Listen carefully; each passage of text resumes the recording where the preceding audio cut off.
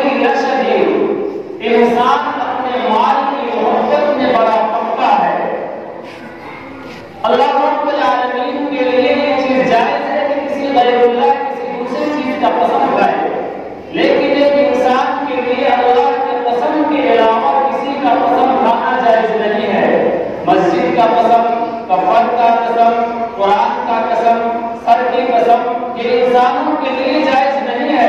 لیکن اگر اللہ رب العالمین اللہ تبارک و تعالی تمام چیزوں سے پاک ہے، اللہ تعالیٰ نے بات کو مؤکد کرنے کے لیے، تاکید کرنے کے لیے، اس حکم کو سمجھانے کے لیے گھوڑوں کو قسم کھانے کے بعد اللہ رب العالمین نے فرمایا کہ انسانوں کے اندر دو برائیاں ہیں، اور ان دو برائیوں میں سے پہلی برائی اللہ رب العالمین نے فرمایا کہ انسان بڑا ہی ناشکرا ہے، اور دوسرے نے فرمایا کہ انسان اپنے مال کی محبت میں بڑا پکا ہے۔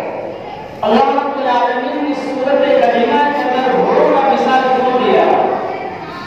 اس لیے کہ گھوڑا اپنے مالک کا بہت بڑا وفادار ہوتا ہے۔ اس گھوڑے کا حقیقی مالک تو اللہ رب العالمین ہے، لیکن دنیا میں عارضی طور پر جو مالک ہوتا ہے وہ مالک انسان ہے۔ گھاس دے دے گا، چارہ دے دے گا، پانی دے دے گا۔ نہ انسان نے گھاس کو پیدا کیا، نہ ہی انسان نے چارے کو پیدا کیا، نہ ہی انسان نے پانی کو پیدا کیا، نہ ہی انسان نے گھوڑے کو پیدا کیا۔ حقیقت میں پیدا کرنے والے ذات اللہ رب العالمین کی ذات ہے، لیکن گھوڑے کو کھلانے کا انسان ایک واسطہ بنتا ہے بیچ میں، کہ اللہ نے پانی پیدا کیا، گھوڑے کو پیاس لگ رہی ہے، یہ انسان اس پانی کو گھوڑے تک لے جا دیا جو پانی کو اللہ نے پیدا کیا ہے۔ گھوڑے کو بھوک لگ رہا ہے،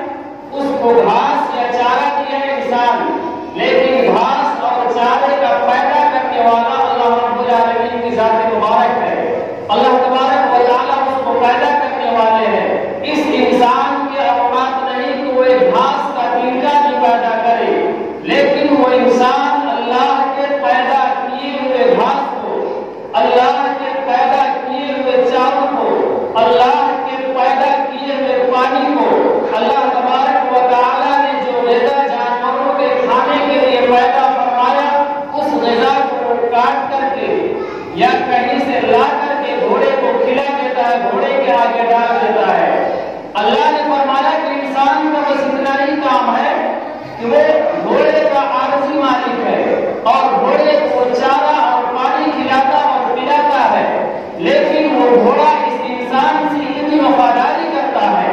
اس انسان سے اتنا وفاداری کرتا ہے کہ اگر تلواریں اور نیزے اور گولیاں چل رہی ہوں، لیکن میدان جہاد میں وہ گھوڑا اپنے دشمن کو اور اپنے مالک کو بچانے کے لیے اپنے دشمنوں کو چیرنے میں گھس جاتا ہے۔ اللہ نے فرمایا وہ گھوڑا اپنے مالک کی فرمانبرداری کے لیے، اپنی مالک پر جان قربان کرنے کے لیے ہر وقت تیار ہے، کہ وہ گھوڑا کو اصل میں پیدا تو نہیں کیا، لیکن ایک ذریعہ بن رہا ہے کہ گھوڑے کو وہ پانی پلا رہا ہے اور چارہ کھلا رہا ہے۔ اللہ فرماتے ہیں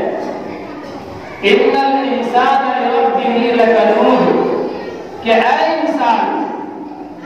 جس انسان کو اللہ رب العالمین نے پانی کے ایک قطرے سے پیدا فرمایا، اور اللہ